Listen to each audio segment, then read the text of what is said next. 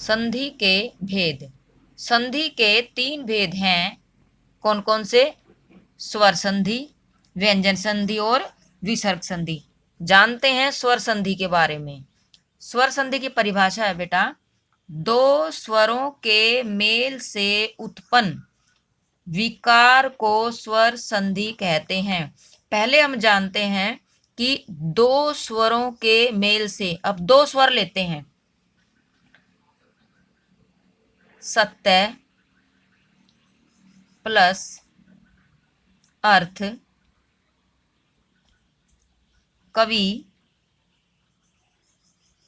Plus Indra, सु plus उक्ति। ये जो मैं शब्द लिख रही हूं, इनके माध्यम से जानेंगे कि दो स्वर कौन कौन से हैं। देखिए बेटा, सत्य प्लस अर्थ। सत्य, इसमें य में ए की आवाज आ रही है। इधर देखो, दूसरा जो है अर्थ। अर्थ जो शब्द है उसका पहला है अ, इसको ए प्लस ए, यानी हमें आ की मात्रा प्राप्त हुई है, इसलिए हम इसको लिखेंगे सत्य। तो ऐसे कैसा लिखो, सत्य। जो आ की मात्रा है, आ नहीं लिखना, आ की मात्रा लिखनी है, सत्या बना लो, सत्या। फिर ये लास्ट का थ ले लो, एज इट इज, बना सत्यार्थ। ऐसे ही देखो, कवि, पहले शब्द का अंतिम वर्ण, अंतिम यानी कवि, व को छोटी की मात्रा है, इसको देखेंगे। और इंद्र में दूसरे शब्द का प्रथम वर्ण देखेंगे, ई को देखेंगे। ये स्वर होते हैं, जैसे हमने बचपन में करा, याद किया था, ए आ ई उ ए ऐ ओ औ, ये सारे स्वर हैं, नाम ही स्वर संधि है।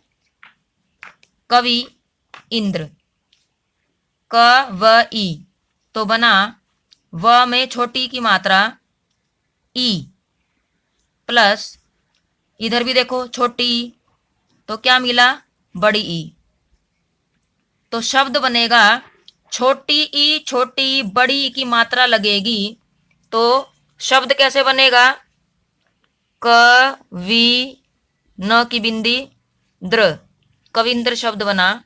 ऐसे ही सु प्लस उक्ति, ये जो है छोटा ऊ, और इधर इधर भी छोटा ऊ, यानी प्रथम जो शब्द है उसको देखना है, मात्रा लगी हुई है ऊ की, तो यहाँ पर ऊ, और उक्ति में देखो यहाँ पर भी ऊ है, तो हमें बड़ा ऊ यानी ऊ की मात्रा लगानी है, शब्द बनाएंगे तब। कैसे, सु प्राप्त हुआ, बड़े ऊ की मात्रा सु, और ये वाला जो पीछे वाला है, कै के पहले जो है छोटी की मात्रा, और त, सूक्ति बना। संधि के भेद। स्वर संधि के 5 भेद हैं। कौन कौन से? नंबर 1 पर दीर्घ संधि, गुण संधि, वृद्धि संधि, यण संधि और अयाधि संधि। ये पांचों भेद हमने एक चित्र के द्वारा प्रस्तुत किए हैं ताकि आपको आसानी से समझ में आ जाएं। आते हैं दीर्घ संधि पर। पहला है दीर्घ संधि। इसका क्या अर्थ है? समान स्वरों के बीच होने वाली संधि दीर्घ संधि कहलाती है। समान स्वर यानी ए ई उ, आ ई उ। क्या अर्थ हुआ इसका? इसका अर्थ यह हुआ कि जो स्वर है ए आ ई उ ऊ, इनको हमने समान स्वरों के बीच संधि करनी है। किस प्रकार से? जैसे शब्द जो प्राप्त होंगे हमें, उसमें हमने हर अवस्था में आ की जीत करनी है, बड़ी की मात्रा की जीत करनी है, और बड़ा ऊ यानी बड़े ऊ की मात्रा की जीत करनी है। कैसी जीत? आइए देखते हैं।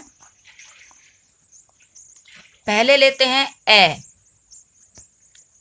ए प्लस ए प्लस ए लिया तो प्राप्त हुआ आ की मात्रा। अब इससे संबंधित उदाहरण प्रस्तुत करती हूँ, जैसे वेद प्लस अंत, वेद प्लस अंत, द में अ ध्वनि की आवाज आती है और यहाँ तय से पहले ए। सिद्धांत क्या है? पहले शब्द का अंतिम और दूसरे शब्द का प्रथम, तय से पहले ए, ये भी एक स्वर है। तो जीत करनी है आ की, यानी आ की मात्रा को हमने लगाना है। कैसे?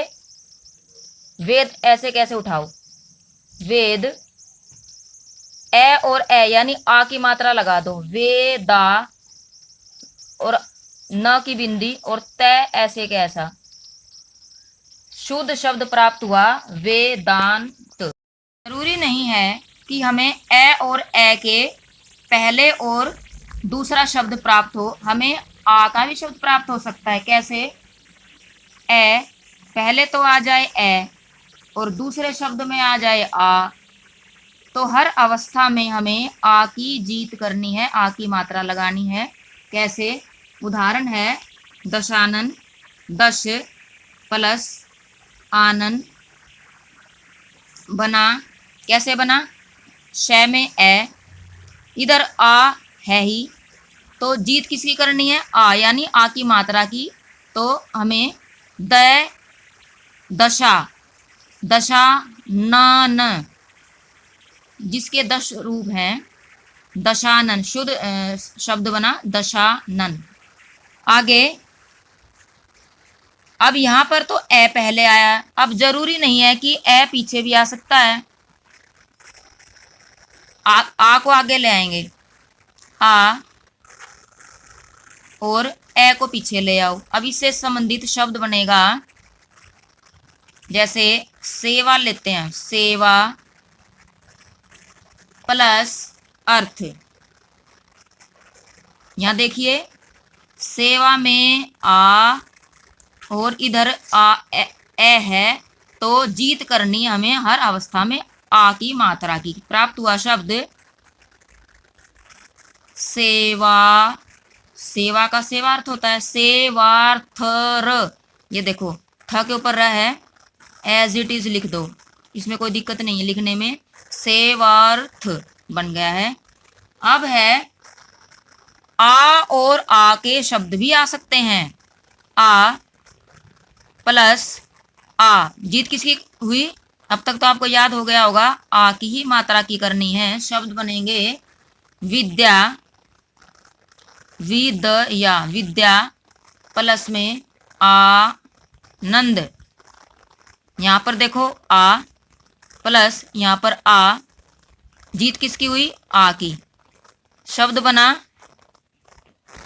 विदया, यानी ये जो है य का पीछे, य के पीछे आ की मात्रा लगा दी, विद्या नंद, न के ऊपर बिंदी, विद्यानंद। ऐसे ही आप किसी भी किताब को उठा लीजिए और उसमें दीर्घ संधि के उदाहरणों को दीजिए और देखिए और ऐसे ही अभ्यास कीजिए।